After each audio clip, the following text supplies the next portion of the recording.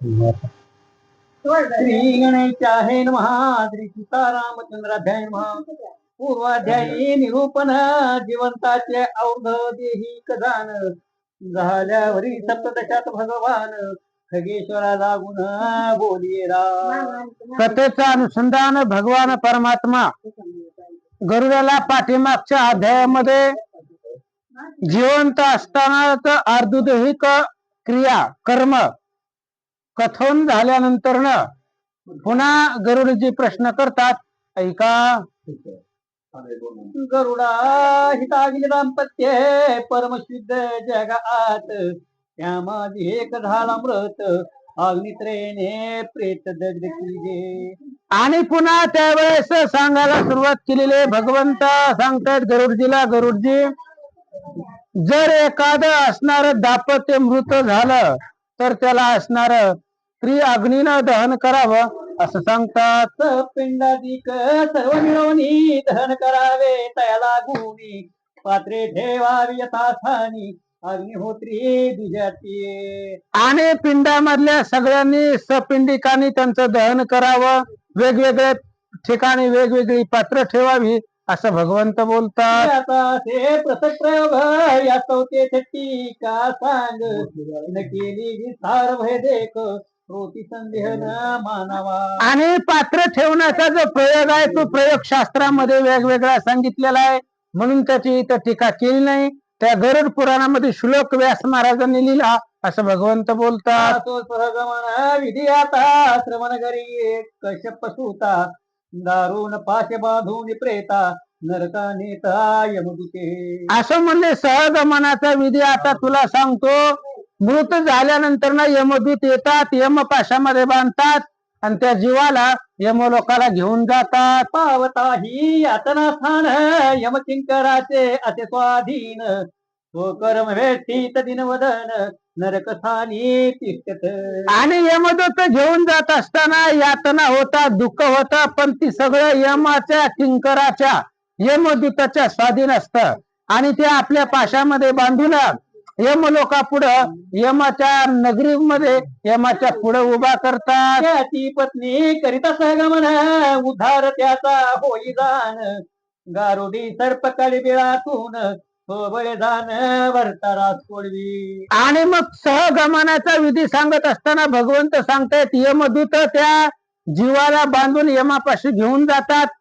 जर पत्नीनं सती जाण्याचा विचार केला तर गारुडी एका सापाला बिळातून बाहेर काढतो, तसं ती स्त्री सहगमनानं सतीनं ते असणाऱ्या आपल्या पतीला नरकातून बाहेर काढते. ब्रह्मचारी कृतज्ञात्वा मित्र दोह करी आयशात ही सती उद्धरी सहगमन करुनिया.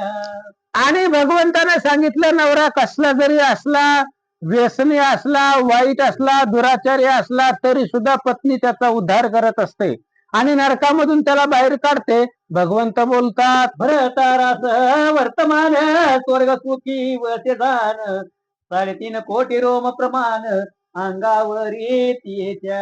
आणि असं म्हणले अशा पद्धतीने भ्रातारा सहित आपल्या पती सहित यमनगरीमधून ती बाहेर काढते आणि स्वर्गामध्ये जोपर्यंत 3.5 कोटी सहस्त्र अंगावरती रोम राहतात तेवढे वर्ष ते स्वर्गाला राहते. की सहस्र वर्षपर्यंत स्वर्गीचे सोहळे भोगीत सीता मातेच कुळ तारीत सकमन करीत जेसती. एवढ्या वर्षापर्यंत ती पती पत्नी दाम्पत्य स्वर्गामध्ये राहत आणि जे असणाऱ्या स्त्रीनं सहगमन केलेलं आहे, सती गेलेली आहे, आई वडिलांच्या कुळांचा सुद्धा उद्धार ती मग करत असते. तीन कुळे तारी जिवंतपणे मान करी दुष्ट चित्त प्रतिकूल नारी वर्ते जरी काम क्रोध मोहे. अशा पद्धतीने 3 कुळाचा उद्धार करते, नवऱ्याच्या घरचा आणि आई वडिलांच्या घरचा.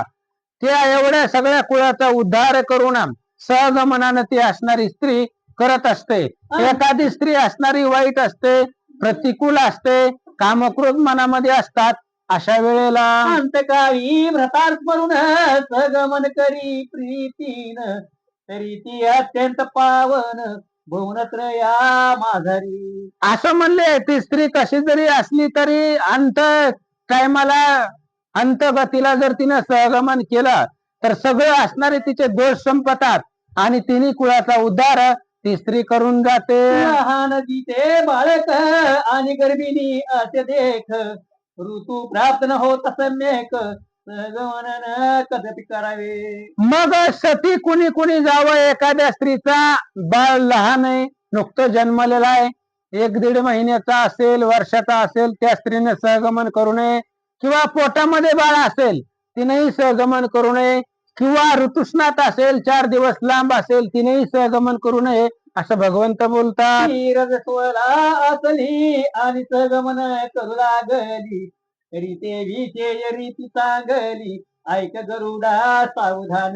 आणि एखादी स्त्री रजस्वला आहे, घरामधून लांब आहे आणि अशा स्त्रीनं जर सहगमन करायचं ठरवलं, सती जाण्याचं जर ठरवलं तर तो विधी कसा असावा ऐका. द्रोण परिमित साळीची द्रोण म्हणावे 4 पायलीची त्या कांदावा द्याव्या तीची बळे मुसळाची आघात करवावे. साळी द्रोणामध्ये घ्यावी आणि ती असणारी साळी तिला कांडण्यासाठी मुसळ हातामध्ये द्यावं आणि त्या मुसळाने ती साळी एका द्रोणामध्ये त्या स्त्रीला कांडण्यासाठी द्यावे. बळे करिता मुसळ घात युनी पासून रुदर सर्वत वीर दस्त झाली अनिश्चित मृतिका तिसाने वेगळी करोनी मग दिन प्रमाण 30-20 गाई दान ब्राह्मणाची सांग देऊन त्यांच्या वचने शुद्ध व्हावे. असं मग अशा पद्धतीने दिन प्रमाण रोजचा नित्यक्रम उरकल्यानंतर 10-20 गायी ब्राह्मणाला दान द्यावे, ब्राह्मणाचा आशीर्वाद घ्यावा आणि त्यांच्या मंत्रविधीनं शुद्ध व्हावं. मग चिंतेत शरीर होमावे ब्राह्मणी ब्रह्मचार्य भरवे पृथक चिंतेत न दग्ध करावे विदेशस्थ स्वभावे.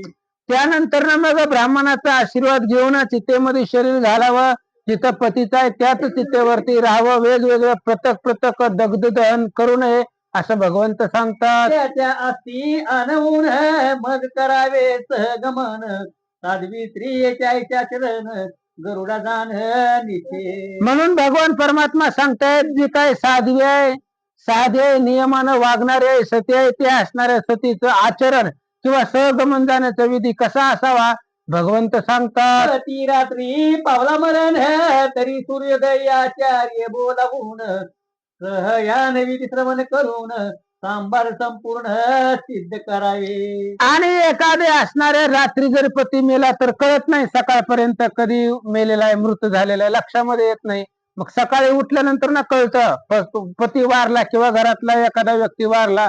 त्यानंतर ना मग सहगमन करायचा विधी कसा असावा ऐका. शेव घेऊन जावे स्मशानी वेदी कराव्या ग्रथानी विष्णू पूजन उपचार करून यथा विधीने कर्म कीजे. मग ते प्रेत घेऊन मशानभूमीमध्ये जावं, तिथं गेल्यानंतर ना तिथली असणारी जागा शुद्ध करावी, भगवान श्री विष्णूचं पूजन करावं असं भगवंत सांगतात. शुद्ध देशी ती तरसावी काष्टे कुटी करावी गोमये लिप्त भरवी करून स्नान करावे. मग ती जागा शुद्ध करावी, गोमूत्र असेल आणि त्या असणाऱ्या गोमूत्रानं ती जागा शुद्ध करून त्याच्यामध्ये लाकडं मिळवावी, ती लाकडं कुटावी, ब्राह्मण बोलवावा, ब्राह्मणाकडून मंत्र उपचार करावा आणि मग शुद्ध अशा प्रकारचं स्नान करावं. वस्त्रने सावे नूतन मग करावे स्वास्ती वाचन लक्ष्मी नारायण द्विज पूजन धूपादी उपचार करावे. स्नान केल्यानंतर ना ओले कपडे जे आहेत,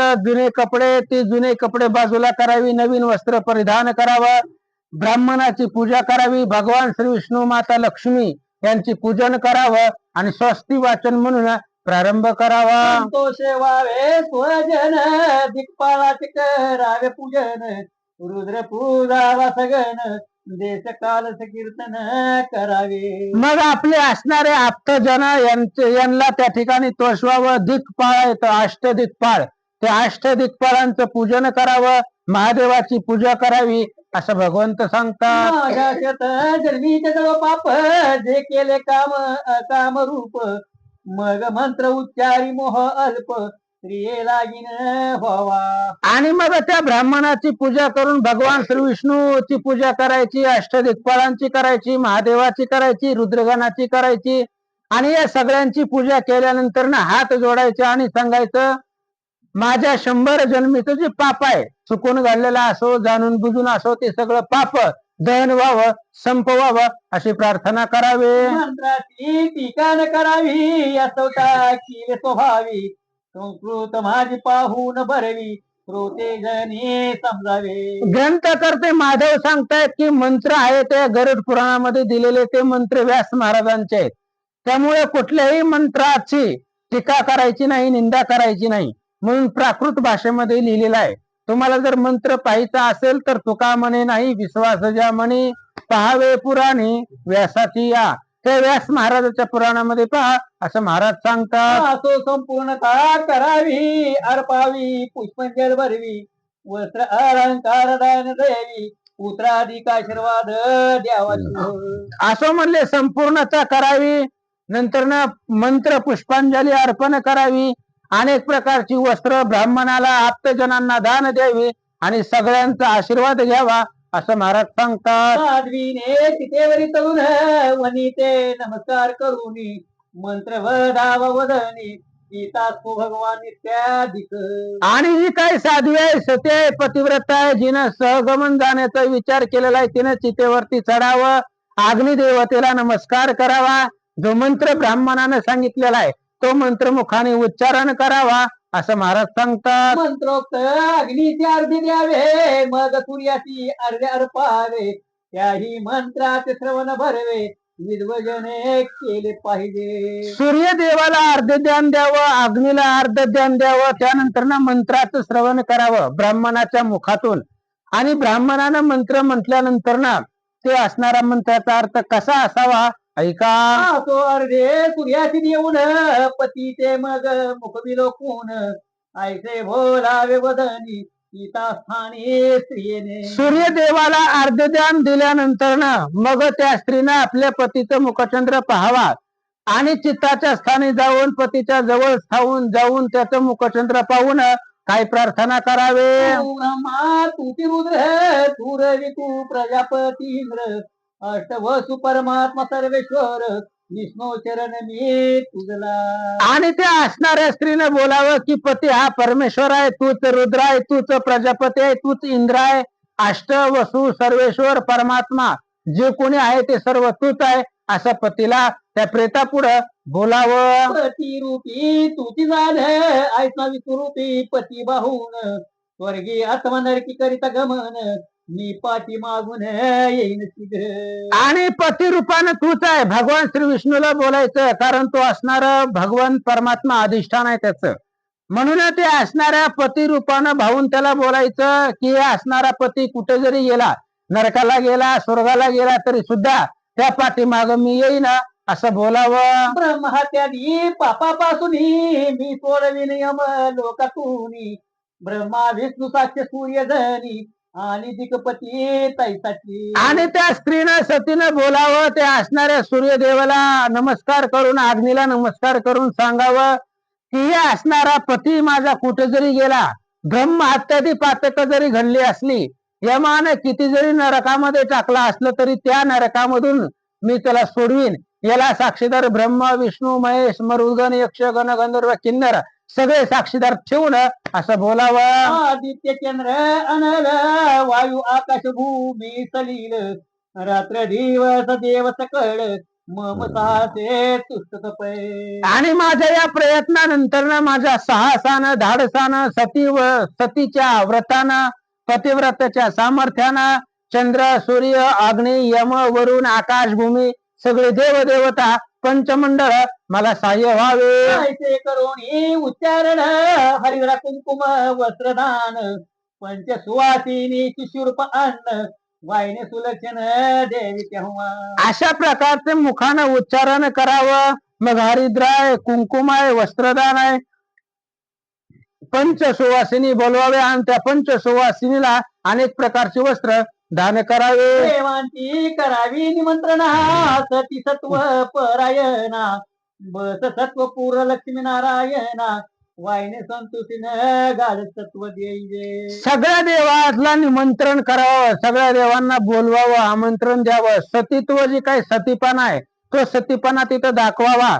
जसं लक्ष्मी नारायणाचं सत्व असावं तसं त्या पतिव्रतेचं असावं.